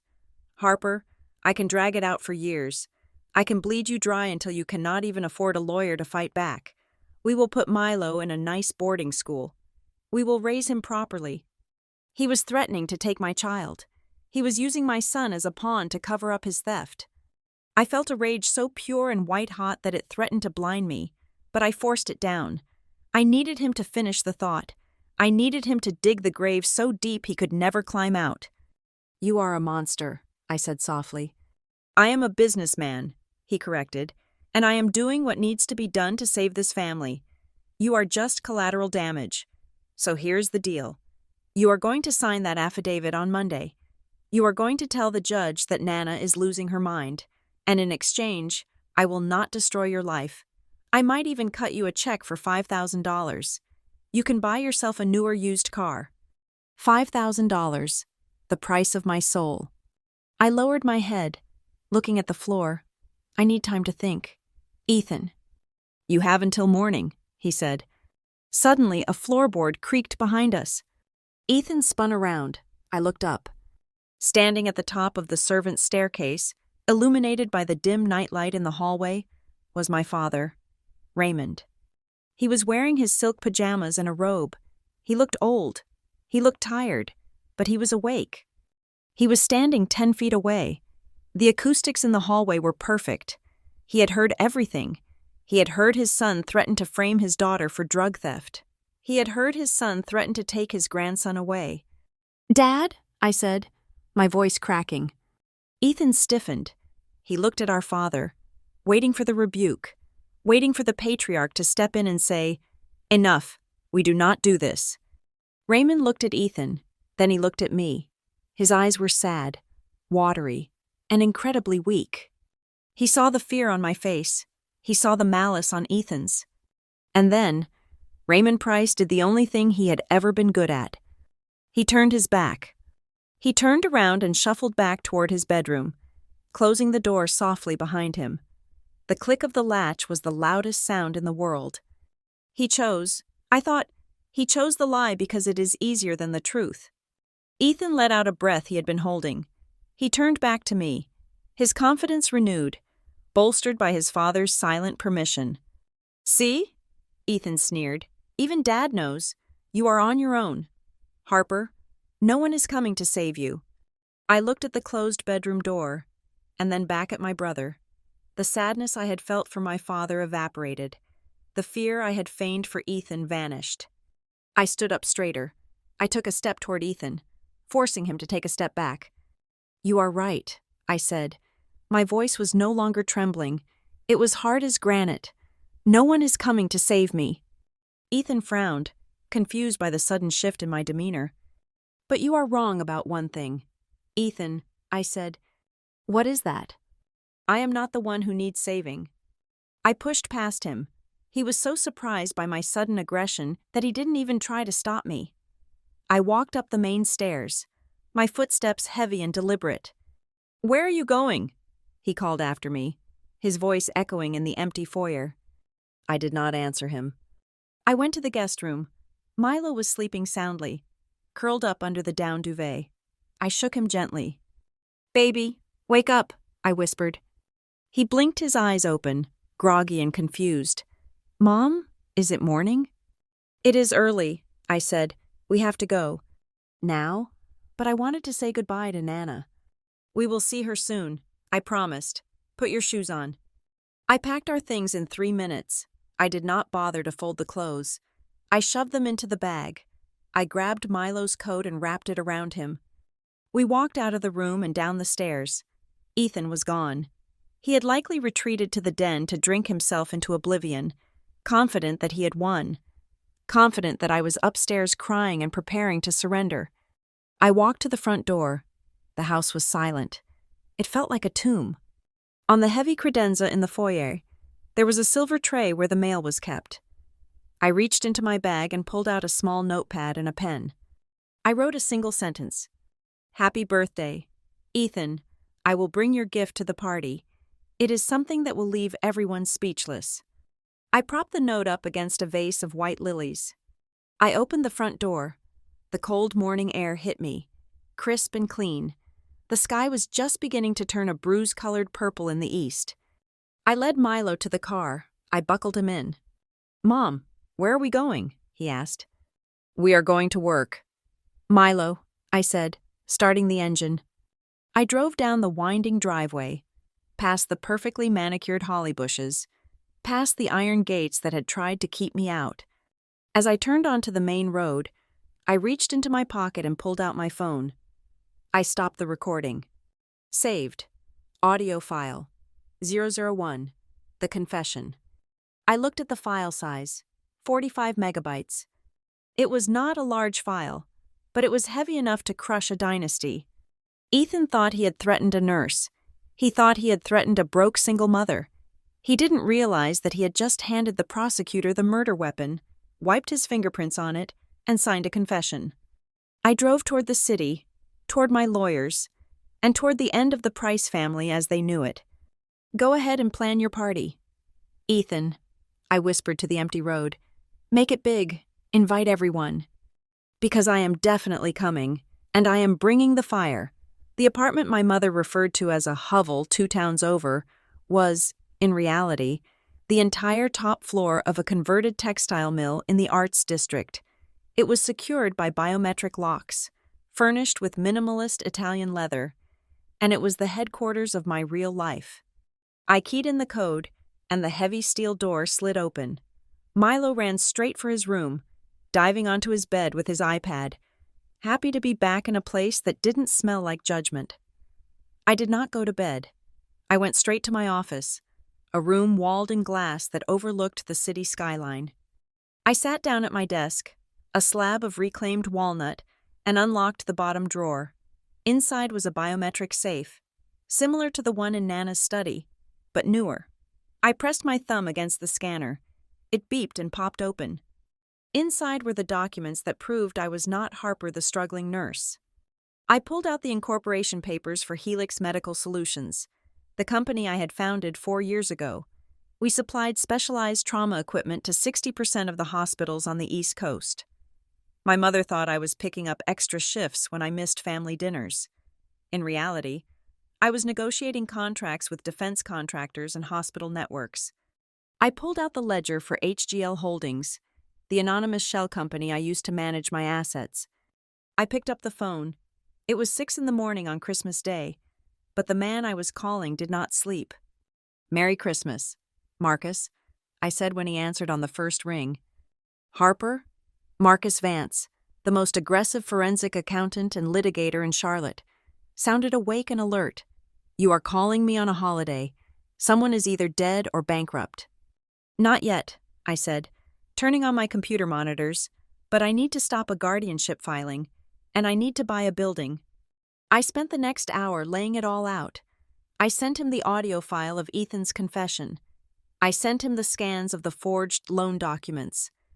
Marcus listened without interrupting, the scratching of his pen the only sound on the line. When I finished, there was a long pause. "This is scorched earth. Harper," Marcus said, "if we file this, your brother goes to federal prison. Your mother too, likely, for conspiracy." I looked at the bruising on my wrist where Ethan had grabbed me years ago. A phantom pain that still flared up when I was angry. I looked at the digital photo frame on my desk showing Milo smiling. "They tried to take my son. Marcus, burn it down." "Understood," Marcus said, his tone shifting from friend to shark. "I will have the forensic team start tracing the wire transfers from the estate. If they moved money across state lines to renovate the Charleston house, that is wire fraud. We will have a timeline by Tuesday." "Now, about this building," I said, pulling up a commercial real estate listing on my center monitor. I had been tracking a commercial property in downtown Charlotte, the Arkwright Tower. It was a mid-rise, Class A office space. I knew through my industry contacts that Apex Capital, Ethan's fake investment firm, had submitted a letter of intent to lease the entire 14th floor. He wanted the address to impress the investors he was trying to swindle. "He is trying to lease the 14th floor. I told Marcus, the deal is supposed to close on Wednesday." "And you want to block it?" "No," I said, a cold smile touching my lips. "I want to approve it. I am buying the Arkwright Tower. Marcus, HGL. Holdings has the liquidity. Put in a cash offer this morning. 20% over asking. Fast close. Waive inspection. I want the deed in my company's name by Tuesday." "Harper, that is an $8 million purchase." "Do it," I commanded. "And Marcus, when you draw up the lease for Ethan's company, I want a personal guarantee clause, buried in the fine print. If the company defaults on rent, which it will. Because he has no revenue, he becomes personally liable for the entire 5-year term. I heard Marcus chuckle darkly. You are going to make him sign a contract that allows you to seize his personal assets when he fails. You are going to be his landlord. He thinks he is a business genius. I said, let's see if he reads the fine print. I hung up and moved to the next phase of the operation. I opened an encrypted video channel. A moment later, Nana Odessa's face appeared on the screen. She was sitting up in bed, wearing a silk robe, looking sharper than I had ever seen her. Did you get out safely? She asked immediately. We are safe, Nana, and I have the team in place. Good, she said. Claudine is downstairs right now telling the housekeeper that I am having episodes. She is trying to build a witness list. Let her talk, I said. It just adds to the defamation case later. Nana, I need you to sign the new medical power of attorney. I am emailing it to your secure tablet now. It revokes Ethan's authority and names me as your sole proxy. Done, she said, tapping her screen. And I have already called Dr. Nevins. He is coming in the back entrance in an hour to do a full cognitive evaluation. We will have a time-stamped medical certificate proving I am sound of mind 3 days before they file their papers. There is one more thing, I said, hesitating slightly. To make this stick, to really catch them, we need visual proof. I need to install cameras inside the house. Odessa didn't blink. Do it. It is your house, I explained. As the sole owner, you have the right to authorize security surveillance in common areas without notifying the guests. I have a team from my security vendor ready. They can be there in 2 hours. Dressed as HVAC repairmen, they will put pinhole cameras in the library, the dining room, and the hallway outside your suite. Send them, Odessa said, her eyes hard. I want to see their faces when the gavel comes down. The next 3 days were a masterclass in deception. I went to work at the hospital as usual, wearing my scrubs, looking tired and defeated. I ignored Ethan's texts, which oscillated between aggressive threats and fake brotherly concern. Harper, just sign the papers. Don't make this ugly. I found a great boarding school for Milo. We can discuss tuition. You're running out of time. I let him believe he was winning. In the game of business chess, you never interrupt your opponent when he is making a mistake. Meanwhile, in the background, my machine was running perfectly. Marcus secured the purchase of the Arkwright Tower. The lease was sent to Ethan's shell company. He signed it immediately, too arrogant to have a lawyer review it, desperate to get his office to show off to the banker. He had just personally guaranteed $500,000 in rent to a company owned by the sister he called a failure. The forensic accountant, a woman named Sarah who had previously worked for the FBI, sent me a spreadsheet that looked like a bloodbath. She had traced every cent. The medical expenses were actually payments to a luxury contractor in Charleston. The consulting fees were wire transfers to an offshore account in the Caymans held by Claudine. They had stolen $400,000 in cash and leveraged the estate for another $3 million. On Wednesday afternoon, I received a notification on my phone. Motion detected. Library. I opened the app. The feed from the hidden camera was crystal clear. Ethan and Claudine were standing by the fireplace. Ethan was holding a stack of papers. The notary is coming at 5, Ethan said, checking his watch. We need to get Harper here. She is not answering, Claudine said, pacing. What if she bailed? She won't bail, Ethan said, laughing. I told her I'd call the licensing board. She is terrified. She is probably crying in her car right now. I watched them on my screen, sipping my espresso in my high-rise office. I was not crying. I was calculating. Then, the final piece of the puzzle arrived. It came via courier to my apartment, a thick cream-colored envelope with gold embossing. The Price family cordially invites you to a charity gala and birthday celebration for Ethan Price. Saturday, December 28th, the Grand Ballroom, St. Jude's Country Club, black tie. I stared at the invitation. It was the perfect stage. Ethan wanted a public coronation.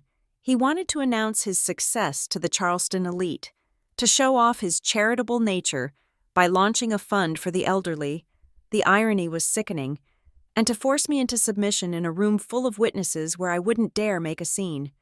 He wanted to corner me. I picked up my phone and texted Marcus. "It's happening Saturday. The country club." Marcus replied instantly. "I will have the sheriff's deputies on standby, and the process server." I texted Odessa. "Saturday night.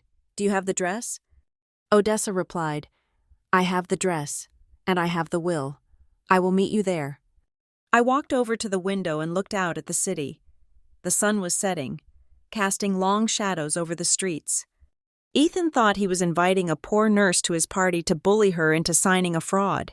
He didn't know he had just invited the CEO of the company that owned his office, the woman who held his debt, and the only person standing between him and a federal indictment. I went to my closet. I pushed aside the scrubs. I pushed aside the sensible cardigans I wore to family functions to blend in. I pulled out a garment bag from the back. Inside was a dress I had bought for a medical gala in New York last year. It was black, structured, and sharp as a scalpel. It was a power suit disguised as an evening gown. I ran my hand over the fabric. "I am not coming to negotiate. Ethan," I whispered to the empty room, "I am coming to foreclose." The grand ballroom of St. Jude's Country Club was a cavernous space draped in gold velvet and suffocated by the scent of 5,000 white lilies. It was the kind of room where the air conditioning was set to a brisk 65 degrees to accommodate the heavy mink coats and the even heavier egos of the Charleston elite.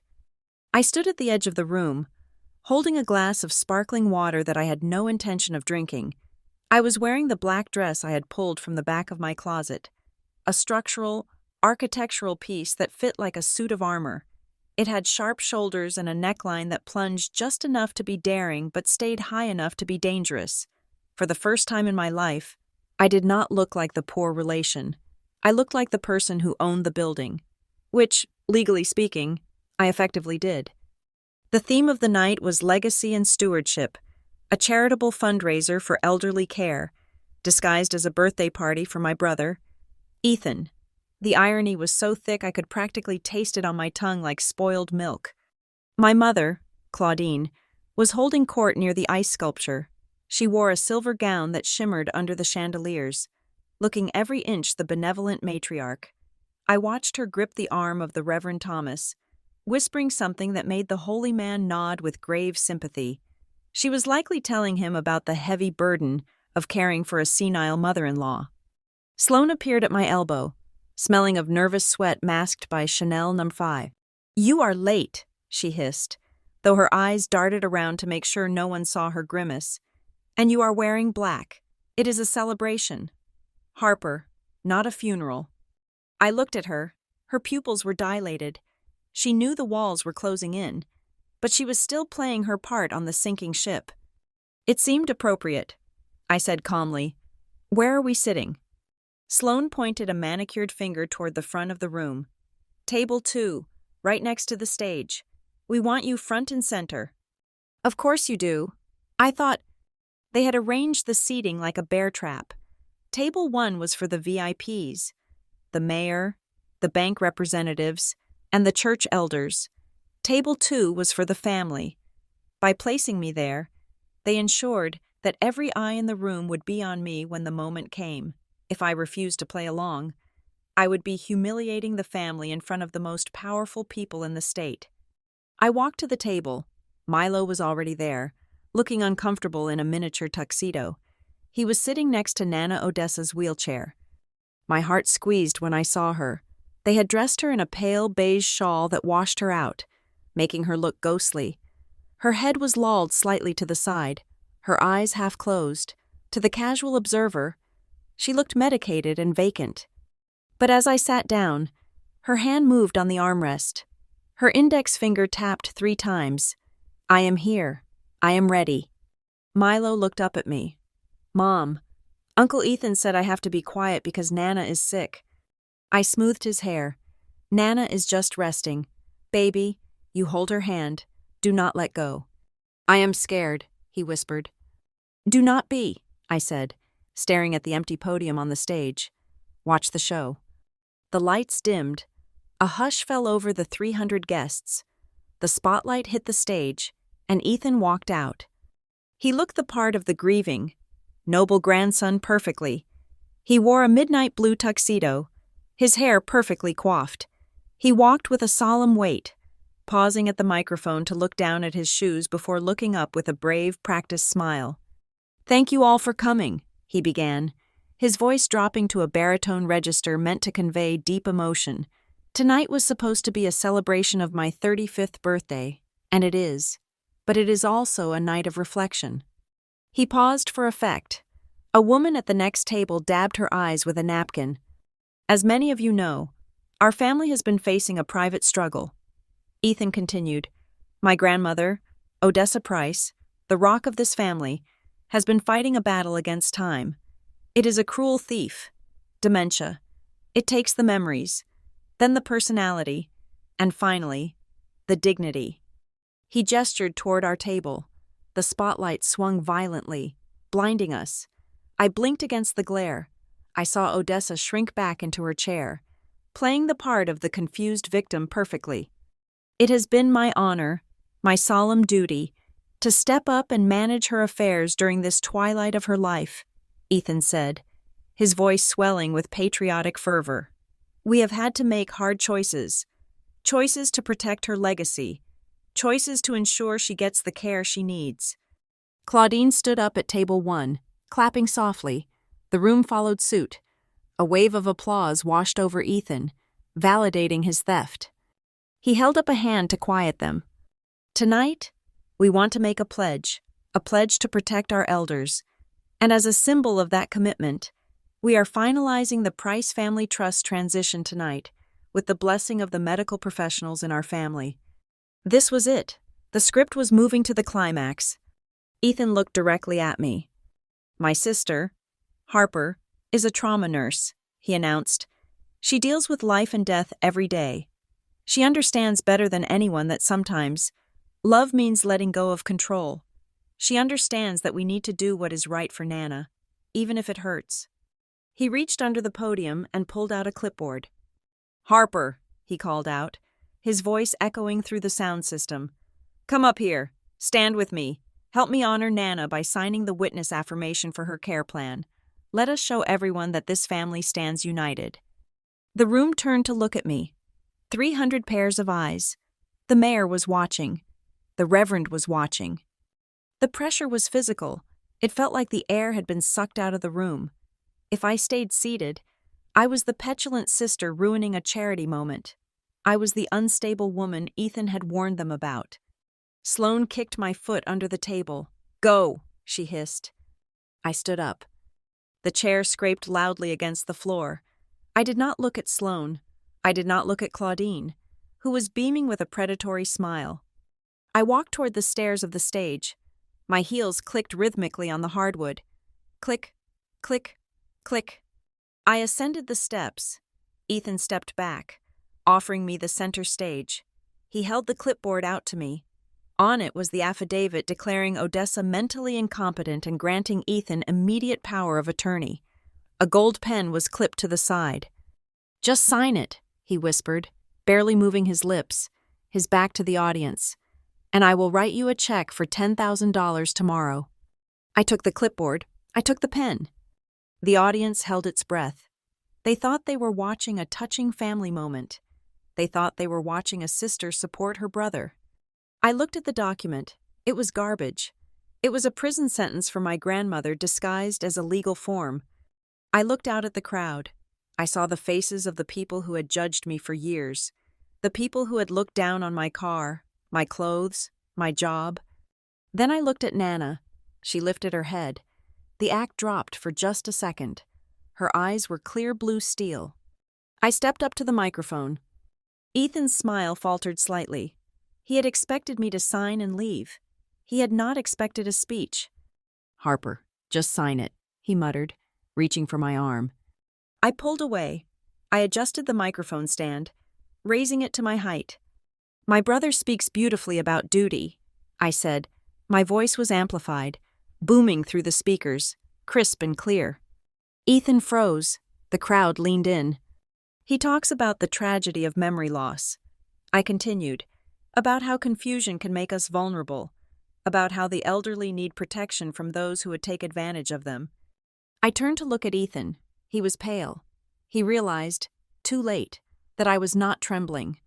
I agree with him, I said. We must protect the vulnerable from predators. I looked down at the clipboard in my hand. This document states that Odessa Price is no longer capable of managing her own affairs. I read aloud. It states that she does not know what day it is, that she does not know the value of $1, that she cannot recognize her own family. I looked at Claudine. Her smile had vanished. She was gripping the tablecloth. Ethan laughed nervously into the air, trying to grab the microphone. Thank you.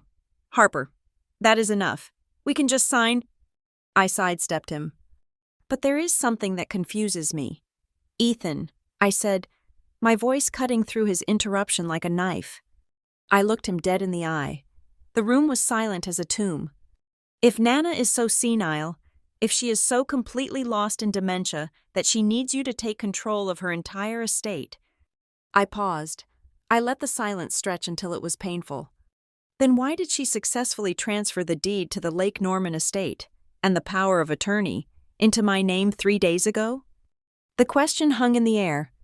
Ethan's mouth opened, but no sound came out. I beg your pardon? The mayor said from the front row, his voice audible in the silence. I dropped the clipboard. It hit the stage with a loud clatter. I pulled a folded document from the clutch bag I had been holding. I snapped it open.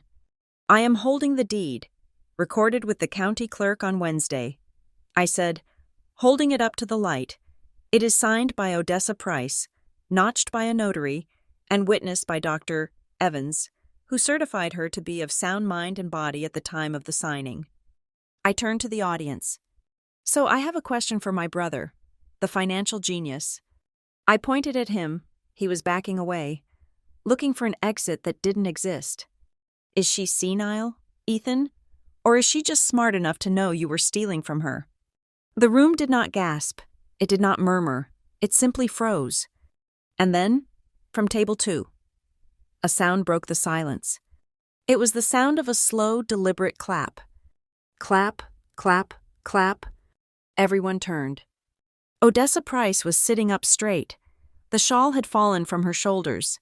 She was not frail. She was not confused. She was clapping.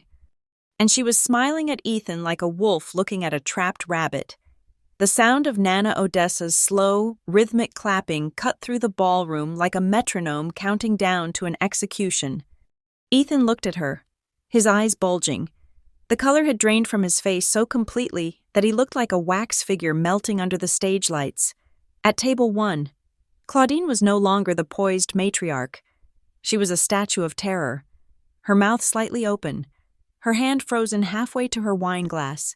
Sloane, seated next to her, was gripping her napkin so tightly her knuckles were white, staring at the stage with the look of a woman watching a tsunami crest over the horizon. The murmur in the room grew from a confused buzz to a roar. The mayor was leaning forward, whispering frantically to the banker on his left. The reverend looked as if he had just seen the devil walk into the sanctuary. I did not give Ethan time to recover. I did not give him a chance to spin a new lie or claim that the deed I had just shown was a forgery. I reached into my clutch and pulled out my tablet. Technically, I was not supposed to have access to the audio-visual system, but earlier that afternoon, while the event staff was setting up the flower arrangements, I had slipped the technician $100 to leave an HDMI cable loose on the podium, just in case the family wanted to share some impromptu memories. I plugged the cable into my tablet. The giant projection screen behind me, which had been displaying a looped slideshow of Ethan's curated childhood photos. Ethan on a sailboat, Ethan graduating, Ethan shaking hands with a senator, flickered black. "What are you doing?" Ethan hissed, lunging toward me. "Cut the feed! Someone cut the feed!" He reached for the cable, but I sidestepped him. "I think the guests would like to see the memories you didn't include in the slideshow." "Ethan," I said into the microphone. I tapped the screen. The audio boomed through the ballroom's surround sound system. It was crystal clear. enhanced by my forensic team to remove the background noise of the refrigerator. Video 1. The Pantry Confession. On the massive screen, a waveform visualization pulsed in time with the voices. The date and timestamp were displayed in bright white letters. December 24th, 7:45 p.m. Ethan's voice. Listen to me. You cannot call the house line. If my father picks up, the whole thing blows up. The ballroom went deathly silent. Ethan's voice. I do not have the $50,000 tonight, but the asset is secured. It is a matter of 48 hours. We are filing for emergency temporary guardianship on Monday morning. The grounds are dementia, severe cognitive decline. A collective gasp went through the room. It was a sharp intake of breath that sounded like all the oxygen being sucked out of the space. Ethan's voice. Once the judge signs off, I get power of attorney. I will wire you the full principal plus the interest by Tuesday noon. The Lake Norman estate is the first thing to go. On the screen. I swiped to the next file. This time, it wasn't just audio. It was the footage from the hidden camera I had installed in the library 3 days ago. The image was high definition. It showed Ethan and Claudine standing by the fireplace, drinking wine. Claudine's voice. She is trying to build a witness list. Ethan's voice. She won't bail. I told her I would call the licensing board. She is terrified. She is probably crying in her car right now. I looked down at Claudine. She had slumped back in her chair, covering her mouth with her hand. The Reverend had pulled his arm away from her as if she were contagious. Ethan was shaking. He looked out at the audience, his hands raised in a pathetic gesture of defense. It is deep fake, he screamed, his voice cracking. It is AI. She generated it. I tapped the screen again. Let's look at the documents, I said calmly. The screen changed. It was now a split-screen graphic created by my accountant. On the left was a column titled Estate Withdrawals, Medical Care. On the right was a column titled Actual Destination. I pointed to the screen. Here we see a withdrawal of $75,000 for home maintenance on February 1st, I explained, acting as the narrator of their destruction. And here is the matching invoice from a luxury interior design firm in Charleston for master suite renovation, Sloan Price. Sloan let out a small, strangled sob. The banker in the front row put on his glasses. Squinting at the numbers, he recognized the trail. He knew exactly what wire fraud looked like. And here, I continued, swiping to the next image, is the piece de resistance. The screen filled with the loan document I had found in the safe, the $3 million lien against the estate. And the signature. I zoomed in. The shaky, forged Odessa Marie Price was projected 10 feet tall behind me. Next to it, I displayed a notarized document Nana had signed 10 years ago. The difference was not just obvious, it was criminal. This is a $3 million line of credit taken out against a house my brother does not own, signed by a woman who was supposedly incapacitated at the time. I said, then, the final image appeared. The foreclosure notice. The red letters. Notice of default burned on the screen like a brand. This letter arrived last week. I said, this is why we are here tonight. This is not a charity gala. This is a desperate attempt to seize control of an asset before the bank seizes it first. They are not trying to put Nana in a home because she is sick. They are trying to put her in a home so she cannot testify when they sell her house to pay their gambling debts. Lies. The scream came from table 1. Claudine had stood up. Her face was a mask of twisted rage, her makeup running, her composure shattered. She is lying, Claudine shrieked, pointing a shaking finger at me. She is jealous. She has always been jealous. She is a failure. Ethan, galvanized by his mother's outburst, decided that violence was his only remaining option. Turn it off, he roared. He lowered his shoulder and charged toward me. He was fast, fueled by adrenaline and the terrifying realization that his life was ending. I did not move. I did not flinch. Before he could reach the bottom step of the stage, 2 large men in dark suits stepped out from the shadows of the wings.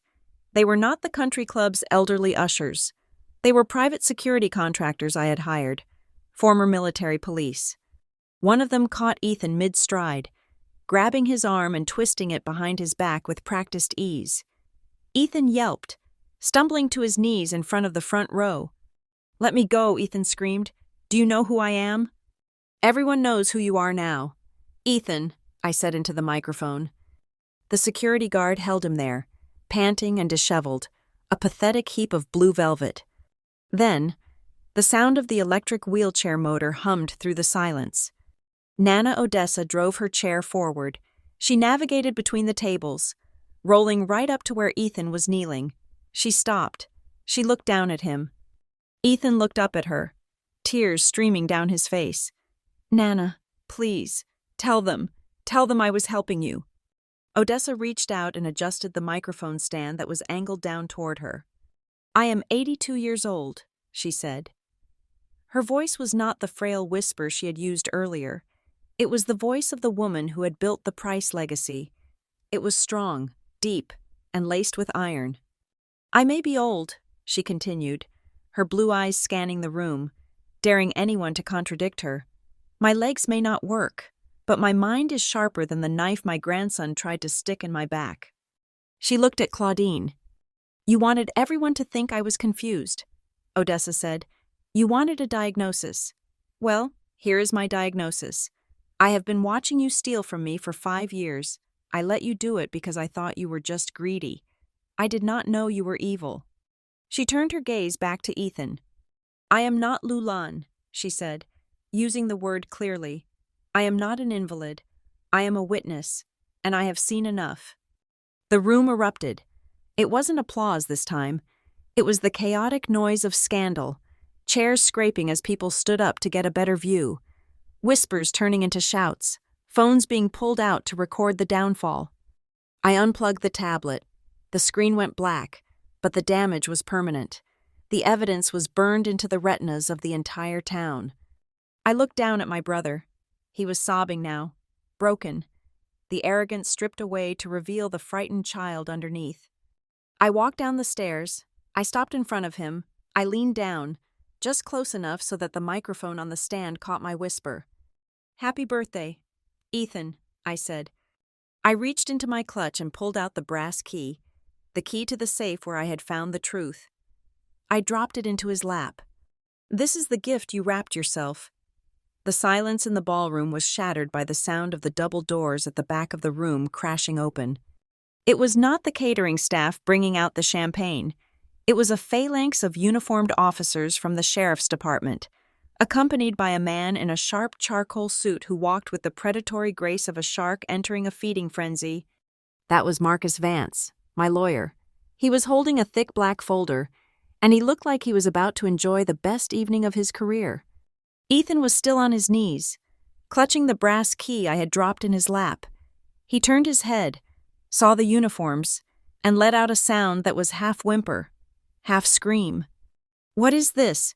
Ethan stammered, scrambling to stand up, but the security guard kept a firm hand on his shoulder. "You cannot bring police into a private club." "It is not a private club anymore." "Ethan," I said, my voice projecting clearly over the murmur of the crowd, "it is a crime scene." Marcus Vance stepped up to the stage. He did not look at Ethan. He looked at the crowd, addressing the stunned Charleston elite as if they were a jury. "Ladies and gentlemen," he announced, his voice booming, "my name is Marcus Vance. I am the legal counsel for Mrs. Odessa Price and the trustee of the newly formed Price Family Asset Protection Trust." He held up the black folder. "As of 9 o'clock this morning, the entirety of the Price estate, including the Lake Norman property, the investment portfolios, and the liquid assets, has been transferred into an irrevocable trust. Mrs. Bay Price has successfully petitioned the court to block any and all guardianship filings." He turned to look at Ethan, smiling a smile that did not reach his eyes. "Which means, Mr. Price, that the power of attorney you were trying to force your sister to sign tonight is legally worthless. You are trying to steal the keys to a car that has already been crushed." Ethan looked at me, his eyes wide with betrayal. "You moved the assets? You knew? You let me set this whole thing up? I didn't answer him. I didn't have to. Odessa did. My grandmother maneuvered her wheelchair forward again. She looked small against the backdrop of the chaos, but her presence filled the room. She reached into the pocket of her dress and pulled out a single, folded sheet of paper. I asked her to do it, Odessa said. She unfolded the paper. Her hands were steady. I wrote this myself, she said, her voice ringing out like a bell. And I want everyone in this room to hear it. She began to read. I, Odessa Marie Price, being of sound mind and broken heart, hereby amend my last will and testament. She paused, looking directly at Claudine, who was standing by the table, trembling so violently her silver bracelets were rattling. To my daughter-in-law, Claudine, who spent 30 years waiting for me to die so she could renovate my house, I leave nothing, not a dime, not a spoon, not a single thread of the status you crave. Claudine let out a gasp, clutching her chest as if she had been shot. The socialites around her, the women she had spent decades trying to impress, stepped back, creating a circle of isolation around her. She was watching her social standing evaporate in real time. To my grandson, Ethan, Odessa continued, turning her gaze to the man on the floor. I leave you the consequences of your actions. You wanted to be a businessman. Well, today you are going to learn the most important lesson in business. You have to pay your debts. She lowered the paper. I am removing both of them from the line of succession. Effective immediately. They are disinherited. Ethan scrambled forward, ignoring the guard. Nana, you can't do this. I am your grandson. I did it for the family. You did it for yourself, Odessa snapped, her voice cracking like a whip. She looked out at the audience, her eyes blazing. I knew, she said. I knew about the loans. I knew about the stolen jewelry. I knew about the forged signatures. Then why? Ethan cried, tears streaming down his face. Why did you let us do this? Why did you come here tonight? Why didn't you just stop us at home? Odessa leaned forward.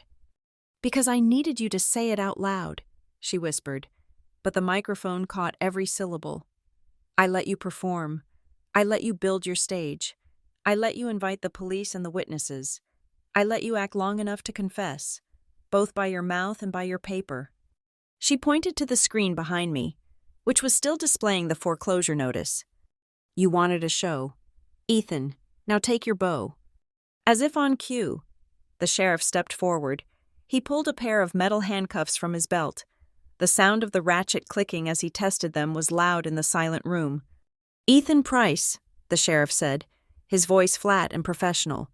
You are under arrest for wire fraud, forgery in the first degree, and elder abuse. No! Ethan screamed as the sheriff grabbed his wrists and pulled them behind his back. This is a mistake. My father will fix this. Dad. He looked wildly around the room for Raymond. Dad, tell them. Raymond Price was standing near the exit. He looked like a ghost. He looked like a man who had spent his whole life avoiding conflict, only to find himself standing in the middle of a war zone. He took a step forward, his instinct to protect his son warring with his fear of the truth. Mother, please, Raymond said, his voice weak and shaking. Let's not do this here. Let's handle this internally. We can pay the money back. We can fix the loans. Do not let them take him away in cuffs. It is a family matter. Odessa looked at her son. Her expression was not angry. It was filled with a profound, exhausted pity. Internal? She repeated. She shook her head slowly. Internal is where I was betrayed. Raymond. Internal is where my medicine was swapped. Internal is where my signature was forged. Internal is where I was left to rot. She gestured to the police officers. Today is not about family. Raymond, today is about protection. And since you would not protect me from your son, I had to find someone who would. She looked at me. Raymond stopped. He slumped his shoulders, defeated. He knew she was right. He stepped back, turning his face away as the officers marched Ethan past him. Ethan was sobbing now, a raw, ugly sound that echoed off the vaulted ceiling. Sloane, his wife, stood by the table, She looked at him as he passed. She did not reach out. She did not cry. She looked at him with the cold, hard realization of a woman who had just found out she had married a liability. The officer stopped near Sloane. "Ma'am," he said, "we will need to ask you some questions about the renovations to your property in Charleston." Sloane's face went white. She looked at Ethan, then at the officer, and finally at Claudine. The dynasty had not just crumbled, it had been pulverized. I watched them take him away. I watched the flashbulbs of the local press, who had been invited to cover a charity gala, pop in the distance. I felt a tug on my hand. I looked down. Milo was standing there. He looked scared, his eyes wide and confused. He had seen his uncle arrested. He had seen his grandmother scream. "Mom," he whispered, "is the bad man gone?" I knelt down, ignoring the expensive dress, ignoring the 300 people watching us. I pulled him into a hug, burying my face in his small, warm neck. "Yes, baby," I said softly. "He is gone." "Are we in trouble?" he asked. "No," I said, pulling back to look him in the eye. "We are safe. You are safe. No one is ever going to kick us out again." I stood up and lifted him into my arms. He was getting too big to carry. But tonight, I needed the weight of him. I needed to feel the reality of the only thing that mattered. I walked down the steps of the stage. The crowd parted for me like the Red Sea. They looked at me with a mixture of fear and awe. I was no longer the nurse they ignored. I was the woman who had brought down the Price family. I walked over to Odessa. She was sitting in the center of the aisle, her hands resting on her lap. She looked tired. The fire that had sustained her through the confrontation was beginning to dim, replaced by the fatigue of a woman who had just cut off her own limb to save the body. I reached out and took her hand. Her skin was paper-thin and cold. "It is done, Nana," I said quietly. She squeezed my hand. Her grip was surprisingly strong. She looked up at me, and then she turned to address the room one last time. The room went silent again, waiting for her final decree. "This is Harper," Odessa said, raising our joined hands. "She is a nurse. She works 12-hour shifts. She drives a car with a dent in the bumper. You all judged her for it. My own family judged her for it." She looked at Claudine, who was now sitting on a chair, weeping into a napkin. "But tonight," Odessa continued, her voice softening, "she is the only person standing here who did not come to me because she wanted my money. She came because she wanted to make sure I was alive." She reached into her other pocket and pulled out a set of keys. Not the old brass key to the safe, but a modern set of car keys. And attached to them was a heavy, iron key, the key to the front gate of the Lake Norman estate. She pressed them into my hand. "I am not giving this to you because you are my blood. Harper," she said, "I am giving this to you because you are the only one who deserves to hold it." She looked at me with tears in her eyes. "Take me home. Harper, take me to your house." I closed my fingers around the keys. They felt heavy. They felt like responsibility. They felt like justice. "I will, Nana," I said. I turned to Marcus. He nodded. He would handle the cleanup. He would handle the press. He would handle the eviction of Claudine and Raymond from the estate. I walked out of the ballroom, pushing my grandmother's wheelchair with one hand, holding my son with the other. We moved past the stunned silence of the country club set, past the ruins of my brother's party, and out into the cool night air. Behind us, the room remained dead silent for a long beat. And then, slowly, the whispering started. It started low, like the hum of a hive, and then it grew louder. They weren't gossiping about the scandal. They weren't laughing at the arrest. They were talking about the old woman in the wheelchair and the nurse in the black dress who had just walked out with the only things that mattered: their dignity, their family, and the deed to the house. As the valet brought around my old sedan, the one Ethan had laughed at, I looked back at the grand entrance of the club one last time. Justice doesn't always roar, I thought as I buckled Milo in. Sometimes, it just claps slowly from the back of the room. Thank you so much for listening to this story. If you enjoyed watching justice be served cold, Please let me know in the comments where you are listening from. I love seeing our community grow from all over the world. Don't forget to subscribe to the Lila Revenge Stories channel, like this video, and hit that hype button so more people can hear this story. See you in the next one.